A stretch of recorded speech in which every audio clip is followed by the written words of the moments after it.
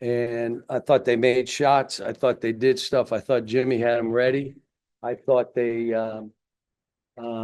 were did some things defensively, trapping the pick and roll. We just happened to make the last shot, or they win the game. And for my team to play like we played in the first half, how about the breakaway layup, dribble it into the fourth row? I mean, we had stuff like that happen. How about not rebounding to get a tip in? How about not playing the 3-point shooter? All of a sudden, I'm happy we're only down 8. Could have been down 20. But for us to come back and grind it a little bit and play the way we had to play to win, because I told them we're winning this game. I told them halftime. I told them every time out. And if you're not in here to win the game, sit on the bench. And that means you're making easy plays. You're not going nuts. We're doing this together. It's the only way we can win. And all I told myself throughout the game, even down 8, 10, whatever we were down, some of the time I didn't even look at the clock. We're going to have fun. It's my first year trying to establish a culture, a new team, young kids. I'm going to have fun. And I was having fun throughout the whole game. There was never, we lost. Next. We won, we go home, we're a little happier. I got to see Bam at the shoot-around. I got to see John Wall after the game, Miss Marilyn, Bam's mom, and Kevin. I got to see all these people. Come on. Billy Bano came in town, part of my staff when I was at UMass. So now all the UMass players were texting us. I mean, it was a good day with all that stuff, and I was going to have fun. Anthony. Yeah, just to get started, obviously Boogie scores your last 7 points. You're no stranger to having, high quality freshmen. Just what makes him special enough to take a game like that? Can I say one thing first? One of our beat writers, Bob Holt, I've been praying the rosary for him. I took mass this morning at St. Hugh's, and I took communion for him yesterday and today. And I just say, I don't know if my prayers will help, but I know they don't hurt. And I tell everybody, just pray a nice prayer for Bob Holt. One of the good guys in this profession. Literally, you think about a good man, that's who he is. So it's a sad day for all Arkansas fans and in our state. But Boogie, watching how we were playing in the first half, I just told him, I'm going to have to put the ball in your hands and you're going to have to make plays because he's capable of doing it. But I'm going to tell you who else played really well off of Boogie was DJ. So now Boogie threw it to him, and he goes and scores, throws passes, the 3 in the corner. DJ played really well. Nelly struggled in the first half. Oh, my gosh. And then the second half, all those threes were rhythm threes. And I'm telling everybody on my team, if you get a rhythm 3, let the ball go. Shoot it. Don't ball fake a rhythm 3. If you have it, shoot it. But, again, for us did we lead for a minute? 147. I figured. And then you walk away and you win. Come on. I mean, you're lucky, but you execute down the stretch. And then following them to not give them a 3. I'll be honest with you. We've had so many injuries, and I know you're going to think I'm not telling the truth. We've scrimmaged 2 times, Sunday and Saturday of this week. That's the only scrimmages this team has had because we've had 5 and 6, 7 guys. We have not been able to scrimmage. How do you do situations? I had to talk them through. We're fouling. So we got a ways to go. Coach, what did you notice about your team in the second half? It seems like they galvanized and really came together. Do you feel like this like kind of a turning point? I don't know. We'll see. We got tough games coming up, but I will tell you at halftime, we're not losing this game. We are not losing this game. We'll figure out something. And if you don't want to play that way, if you're sad because you're not playing well, then you're not in. Sit on the side and let us win the game.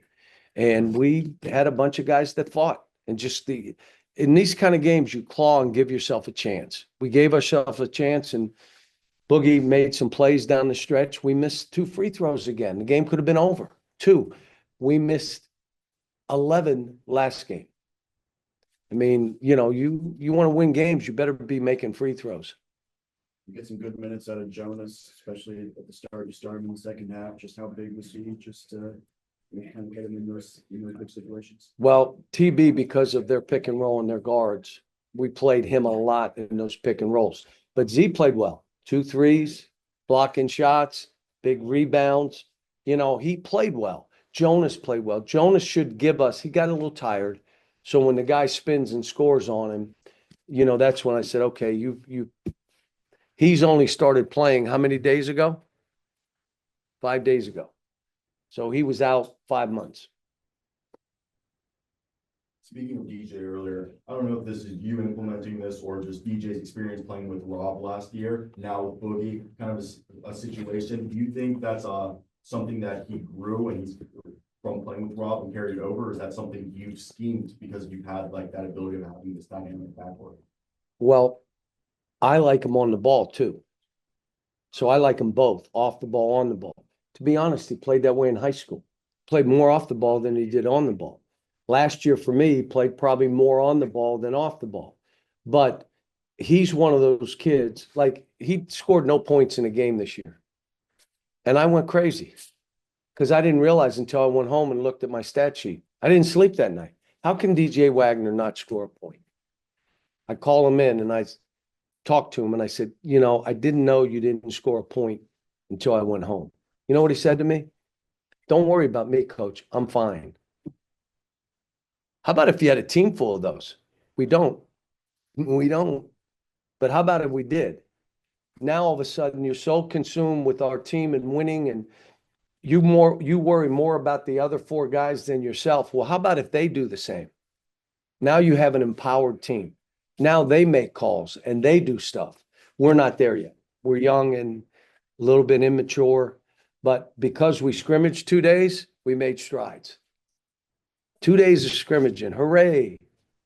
Coach Boogie mentioned playing, out of conference games like this in a tough environment are key for team success as much. Just what are your thoughts about playing against a Big Ten team like Illinois and an ACC team like Miami early in the season? Well, here's the thing I'm going to tell you, and I told them this. Everybody, white out, and they're going to play well. They're going to play well against us. So you got to come out, not like we did. If you don't mind, I'll tell you the story with Illinois. We went practice the first play. The shoot around, we did it 3 times. The first play, we ran the wrong way. How do you do that?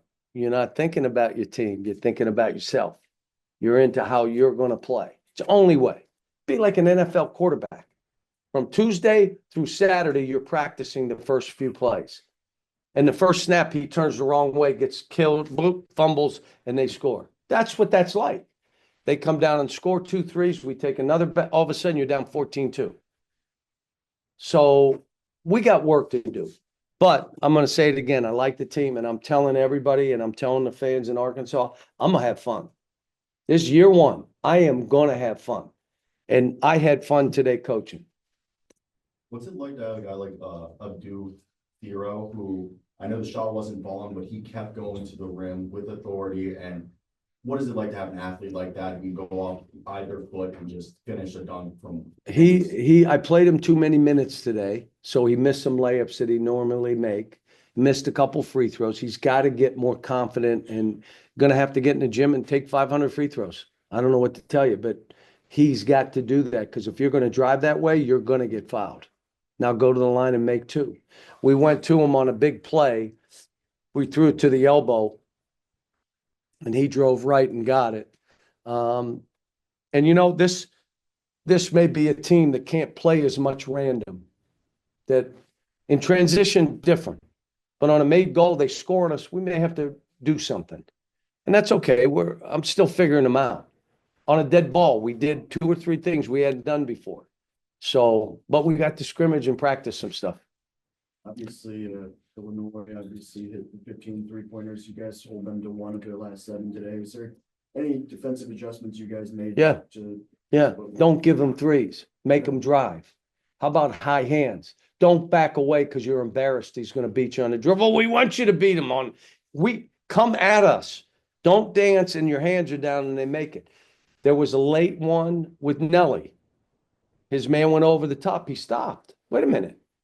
You gave him a 3. It separated the game. I think it went back to 5. So we gave up some, but not like we did last game. Last game was 4 corner threes. Jonas gave up 3. Adu gave up 4. I mean, we were doing our own thing. Today, we're a little more sound.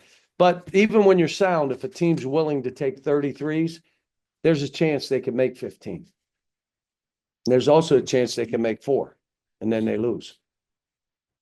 Then, I believe there was a little bit of an injury concern with Savannah. Is that something that you're concerned about? He got injured in the scrimmage. I didn't think he was going to play today. I was so mad because the scrimmage had to stop. And I said, his ankle better be swelled. And it was. I tell him to go to the training room. If it is not swelled, you get your butt back out here. You're practicing. We haven't scrimmaged. He turned an ankle, and I didn't think he was going to play today. I begged him for 10 minutes. Please, just give us 10 minutes if we need you. He said, all right, I will. And then sharing the sideline with a coach like Jim Lanagher, who's been in the game for a long time, and what were the conversations, if you had any after just your experience coaching? I felt bad for him because he and I are friends. I hate playing friends because if they beat me, I hate it. And if I beat them, I hate it, just not as long. How important is it to have a winning player like Nelly? You said the shot wasn't falling in the first half, but he's hustling for loose balls. He's making an impact on defense, keeping his hips in front of his man. How important is it to have a guy like that, and then he gets hot in the trenches? And he's got to get, we got to put the ball in his hands in different places. And because we got to get him going because he's more than he's been playing, but that's fine. He's trying to figure it out. I'm trying to figure out him. But like I said, today I was going to have fun. You know what I thought of today? I thought of each guy and how much I love each guy, from DJ Boogie all the way down to like my whole thought was their face. I love him. I love him. I just want to be in that frame of mind. I love these kids. I want to have fun. Some of it's going to be good. Some of it's going to be bad, but I'm having fun. And if we do this the right way and we play hard and we execute, how about this? And we scrimmage, we'll catch up a little bit. We're behind most teams. We are, and I get it. But let's see where we are in January. Let's see where we are in February. Let's see. I know there's a lot of happy people thinking we're not very good. I'm like, sometimes I'm one of them, but we'll see. Thanks, folks. Appreciate you. There you go, John. Pray for Bob, please.